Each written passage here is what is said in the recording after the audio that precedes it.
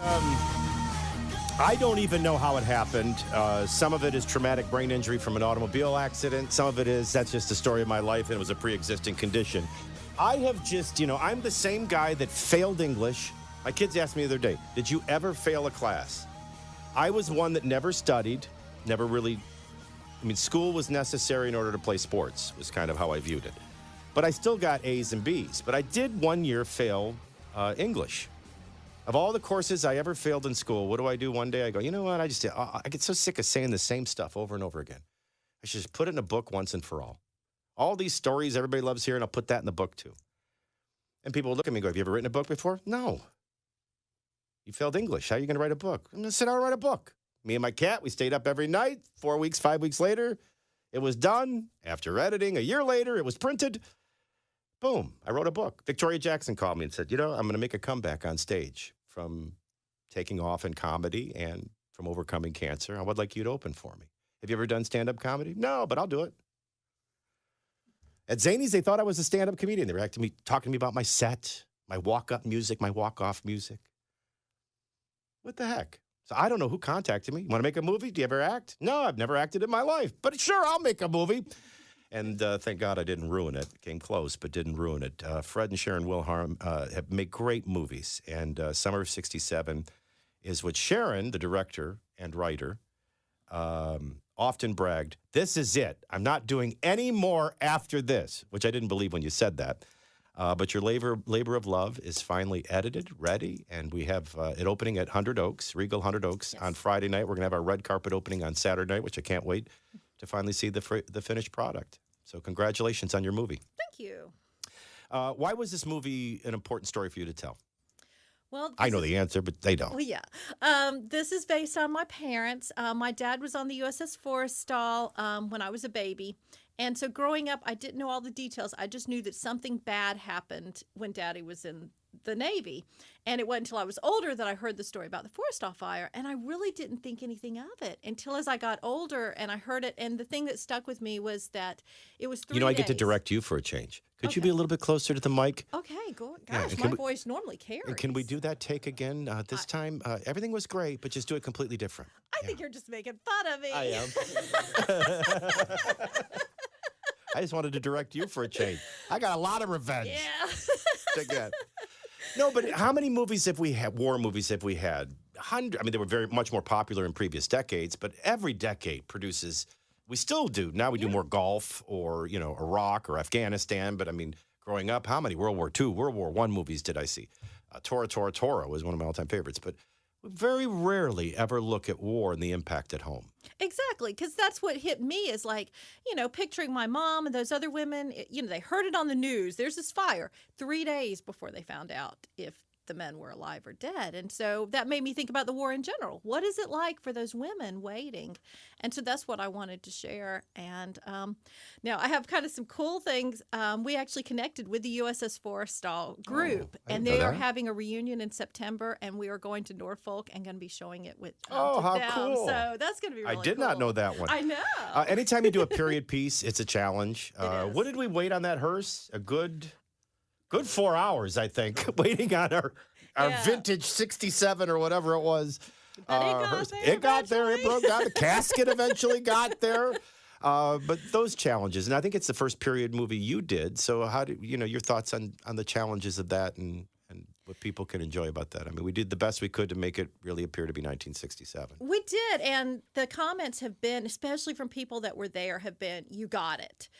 That looked like the houses, that were the costumes, It's been really positive from the people that were, that actually lived it, because we've tried to show it to people that lived the Vietnam War, from the wives and, the husbands, and it's been really cool of you captured that time. I tried to capture those that served in the Navy with mongoloid heads best I could, thanks to your hat wardrobe. The famous hat, did you bring it with you? We have the hat. Oh, it's out there. I don't know why I didn't, when I first put on, you guys, your costumes are great, all right? But I come in and we have real naval uniforms. And, the average man in World War II was 5'9", 145 pounds, and we were just not shaped that way. Well, your the seamstress lady was amazing. I mean, what she did to that double-breasted jacket in like 36 seconds was amazing. So then I get this hat, and I go to put it on, and it was just a little tight, you know? I don't know why I made a big deal of it. And then we decided to cut it, and then we decided to repair it. And everybody makes the same comment, you know, my gosh, what were you wearing on your head? It's the hat that wouldn't, I need to get the movie poster and maybe save the hat. That could be my memorabilia from it. But I did the best I can not to ruin anything. We've got two of the stars here with us. Rachel Schrey? Rachel Schrey? I did not know you were German. My husband is German. I would have made German comments during the presentations. Yes, it is Rachel Schrey. And you play Millie, which is really the lead role. And then Christopher's here, Dalton. You played Peter. Now, I remember a scene with you, but I don't think, were you at the scene I was doing? I don't think. You were. I just realized that you were actually in the movie. Yes, I was. My bad. I was that bad, huh? Oh, no. So was that like the talk after I left? Like, who was that guy? Because I couldn't stay in character. To me, what I am most in awe of what you all do is how you're able to stay. Like, there was an older guy that played a disgruntled uncle. Do you remember who that character was? I don't want to bring. You make me so paranoid about giving away any of the. But anyway, he was like always in character. Like, we would be waiting 2 hours for a hearse, and he was just sitting over in a lawn chair, miserable in character.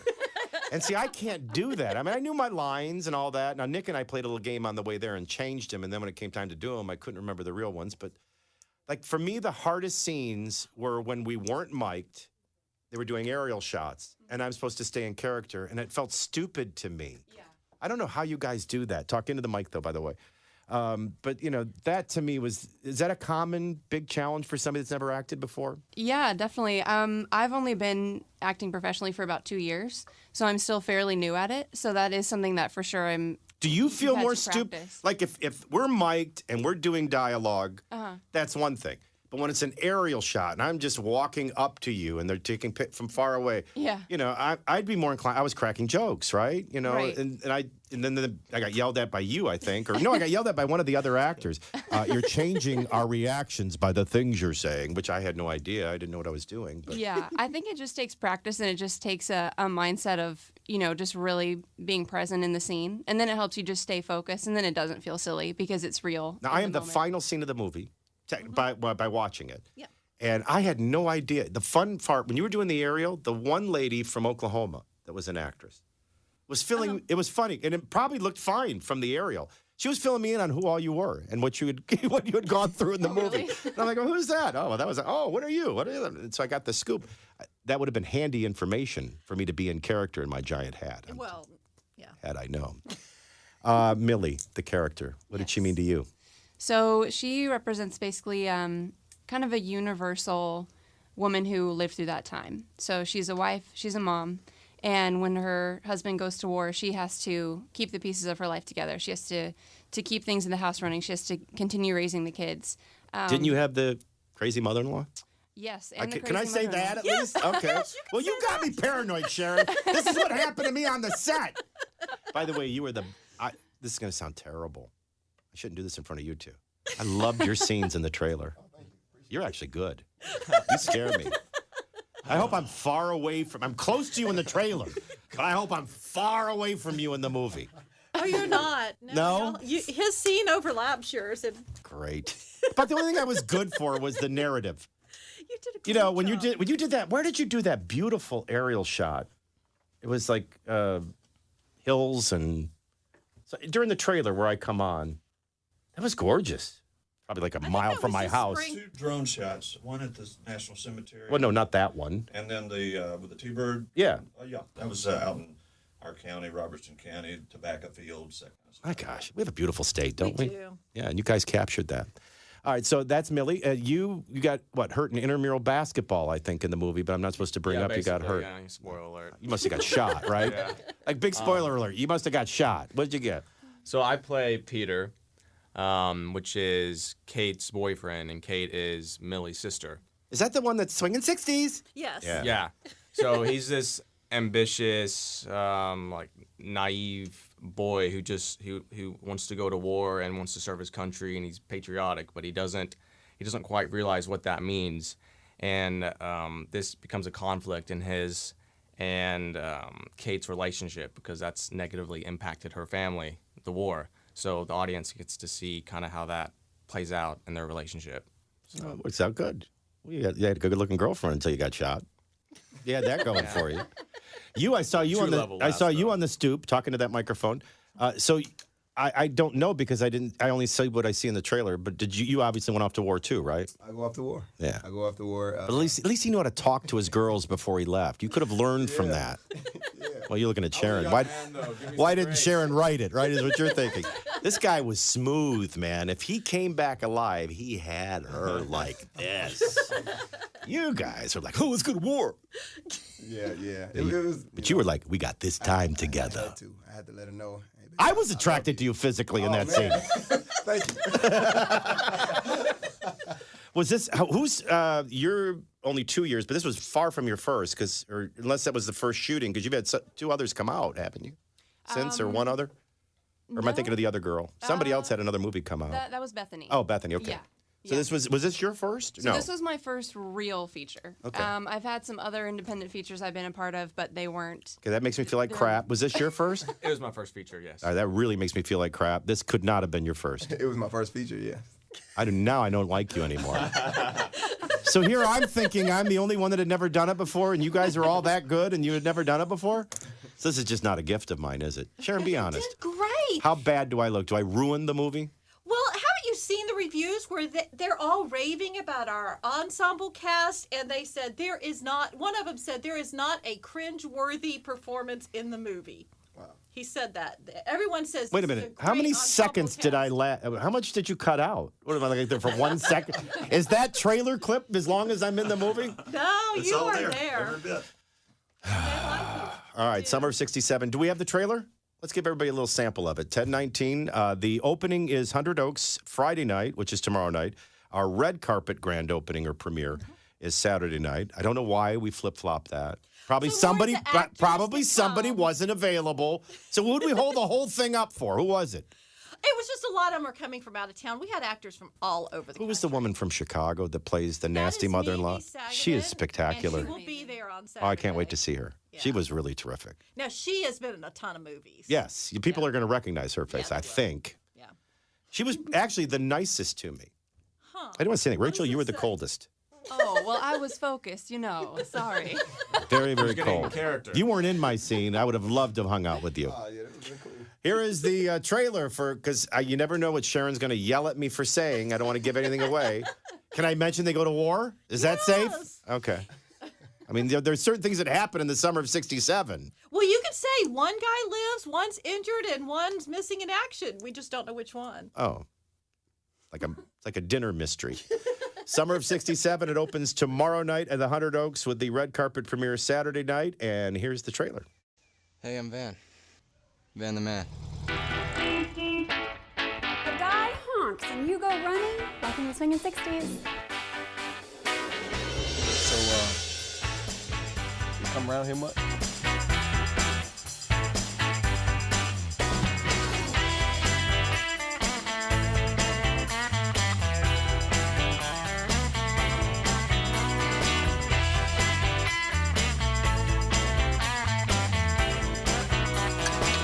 I'm pregnant. Did you tell him? We're serving together on the USS Forrestal. Once war enters your life, you're never the same. The war is mighty lonely. Whatever front you're on. Peace is the only war worth raging. Catherine Louise Morgenstein! That girl has embarrassed the entire family. Baby girl, you don't know what you want. You're off cruising the world on your super carrier and I'm stuck here with your mother. He's my precious baby.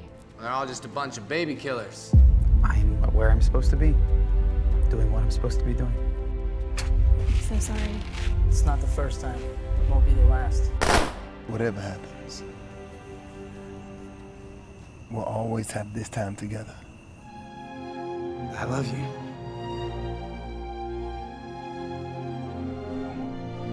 And that love has changed all of us forever. Don't go. May that love comfort us in the days ahead. Bye, Peter.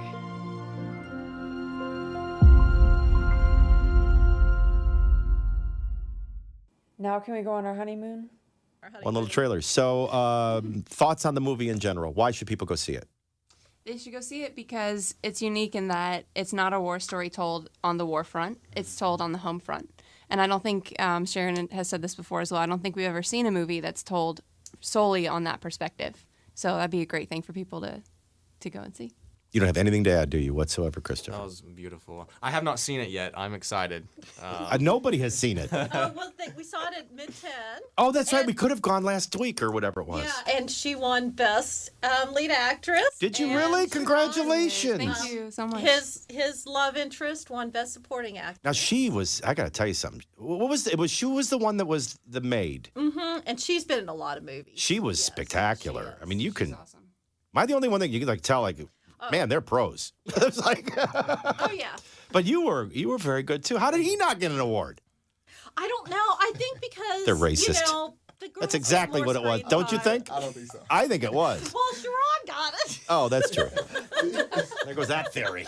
See, I'm always trying to make it controversial. Oh, no, it's okay. I love, you either love independent films or you don't.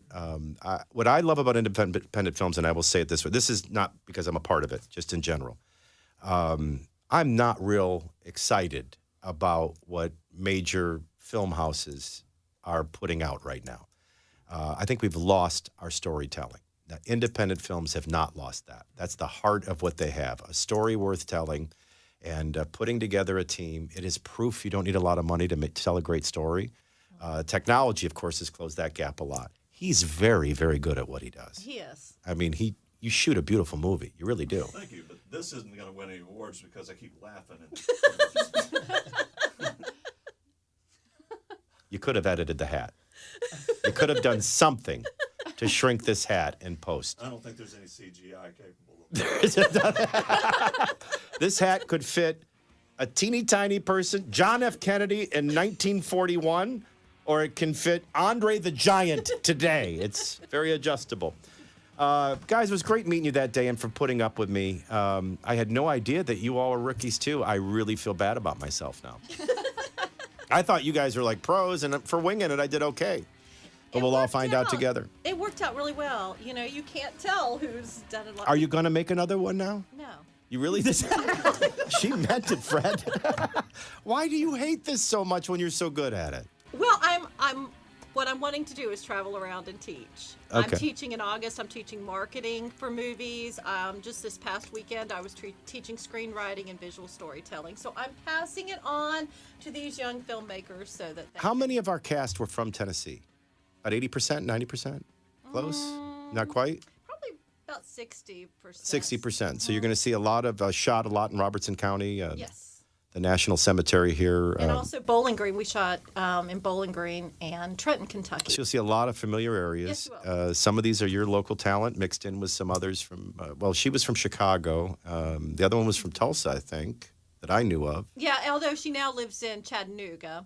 We've got Atlanta, Birmingham, L.A., I rushed my Alabama. salute, didn't I? Huh? How did my salute look?